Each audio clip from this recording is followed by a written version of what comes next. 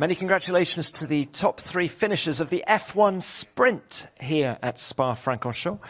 In third place, Pierre Gasly. In second place, Oscar Piastri. And taking his second sprint victory of the 2023 season, our winner, Max Verstappen. Max, very well done to you. Another sprint race win in the bag.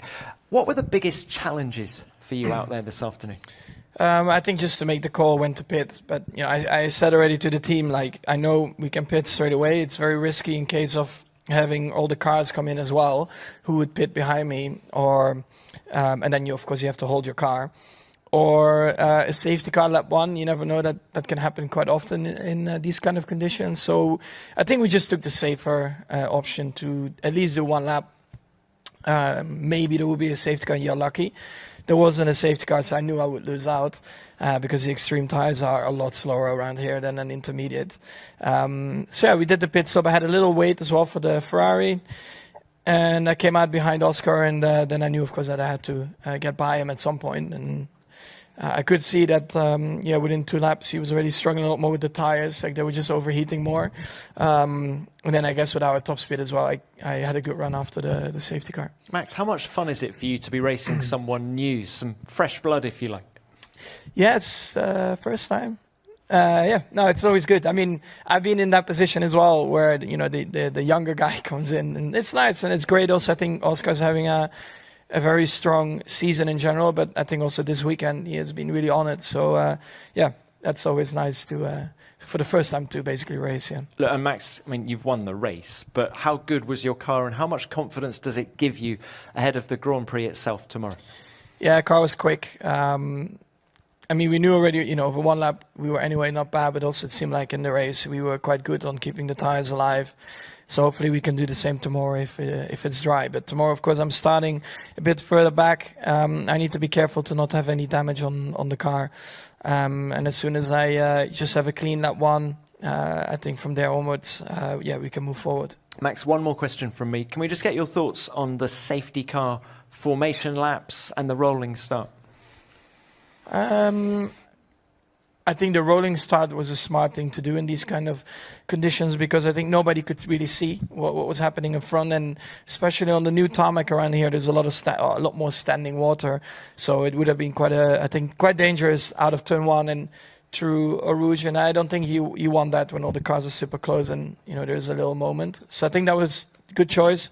I think we could have raced a little bit earlier, maybe 2 laps earlier, but again, I prefer to do it like this than, go out there when it's unsafe and they release us. So it's okay. All right, Max. Very well done. For Max, do you think, Max, that 4 or 5 formation lap could become a good standard or a good rules for the next wet race or wet track? I think it really depends on the conditions, what we are facing, how wet it is, visibility-wise. Every track is a little bit different with that. So I think here it was probably quite a safe view on things, but I prefer that than, risking it and going too early. But other tracks, again, maybe it's a bit different. I don't think it needs to be a clear 4 or 5 laps. Thank you, Max. Yes, another one. Alex Canlocus, Autosport. A question to Max and to Pierre, please, on the same subject. Obviously, there's been a lot of attention going on the decisions of race control with wet weather at this venue, given the awful events so recently and, of course, in years gone by. Would you say they made the right calls today? Thank you. Pierre? I think I have a slightly different view than Max, based on the comments. I think obviously you can only compare to your position at the time, and I was in 6th position. I'm pretty sure like when you're first or second is slightly different, and when you're at the back it's probably worse. So I don't think my opinion is really, you got to ask all 20 drivers based on what they felt, but I could not see a thing. If Oscar or Max was in the middle of the straights, I would have been straight inside him, and I just couldn't even see 10-20 meters ahead of me. And even when we were all warming up the tires and stuff, it was just you're just hoping for the best. But I didn't feel safe. When they restarted, I was really hoping no guy gets off the track or, collide and get stopped in the middle of the straight, because we know obviously what's happened. And it's not really a question of conditions, because the conditions were probably practical, were raceable since the first lap. But the problem is the visibility, and the spray at the moment is so huge out of this car, and the water just stays in the air. And I was in P6, I couldn't see anything, so I can only imagine how bad it was at the back of the pack. And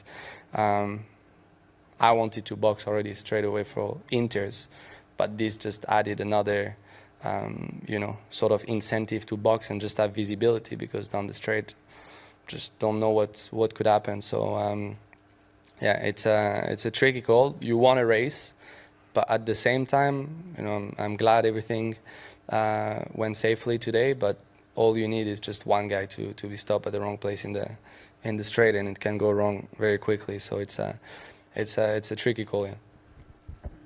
No, I mean, I fully get Pierre's comments, because I think it has become worse from when I started in F1.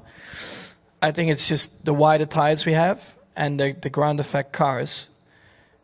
But I remember also in the junior categories, it was also quite tough. The visibility was very bad. So unfortunately, of course, we had these accidents happen over the years. And probably, that's always the unfortunate thing, I guess, with some things where we then try to improve stuff on it. Something bad needs to happen before it then really gets changed or gets looked at. But I remember races in F3 where also I couldn't see a thing when you're in the pack or whatever. And also today, for example, I couldn't even see sometimes a safety car, and I'm the first car, so that's not even an F1 car. So if we really want to get rid of it, we can't do a race at the moment in the wet if we want a good visibility. And this is also something we have to look at. But then also another thing is we really quickly at the moment want to go from an extreme to an inter, even when there is a bit of standing water around. So I think also the shift between the tires, the extreme needs to work at a better window as well. So we don't need to always go straight to an inter, but that's again a different problem, because of course visibility is probably the most important, because if you don't see where you're going, that's not what you want. Thanks both. Another one, please. Yep. Connor Andrews, TalkSport. One for Oscar. We spoke to Eddie Jordan this week, and he singled you out as Max's next teammate. Just wondering your thoughts on that, and also how it feels to be going from sitting out a year to being linked with the fastest team in F1. I mean, it's flattering to have those comments. I'm very happy where I am. But yeah, it's always nice to be talked about in those kind of ways. I think my season's been quite good. On the most part, I think there's definitely been some mistakes or moments I wish I could have had again. But with hindsight, it's very easy to say those kind of things. So I'm happy with where I'm at. Driving wise, there's still a lot to improve, a lot to learn. I've got a very strong teammate to learn from, who's been just by being a benchmark is a big help for me getting back up to speed. So I'm happy where I am, and that's it.